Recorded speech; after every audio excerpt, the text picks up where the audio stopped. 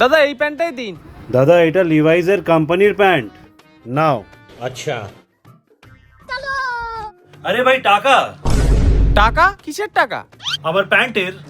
আপনার প্যান্টের? এক্ষুনি তো বললেন যে লিভাইস কোম্পানির প্যান্ট। এ ভাই প্যান্ট তো লিভাইস কোম্পানির, কিন্তু বিক্রি তো করছি আমি। তা লিভাইস কোম্পানির প্যান্ট আপনি কেন বিক্রি করছেন? কেন বিক্রি করছি মানে? টাকা পাই তাই। আরে দাদা টাকা যখন পেয়েই যান তাহলে আমার কাছে চাইছেন কেন? আরে ভাই এটাই আমার বিজনেস। কি বিজনেস আপনার? আমরা এখানে ব্র্যান্ডেড জামা কাপড় বিক্রি করি 50 to 80% ডিসকাউন্টে ভাই। তা ওই জামা কাপড় কোত্থেকে নিয়ে আসেন? কোম্পানি থেকে ভাই। কোম্পানি থেকে কেন নিয়ে আসেন? আরে ভাই কোম্পানি থেকে নিয়ে আসছি সেল করার জন্য, তার থেকে টাকা পাই। আরে টাকা যখন পেয়েই যান তাহলে আমার কাছে চাইছেন কেন? আরে ভাই বললাম না এটা তো আমার কাজ। কি কাজ আপনার?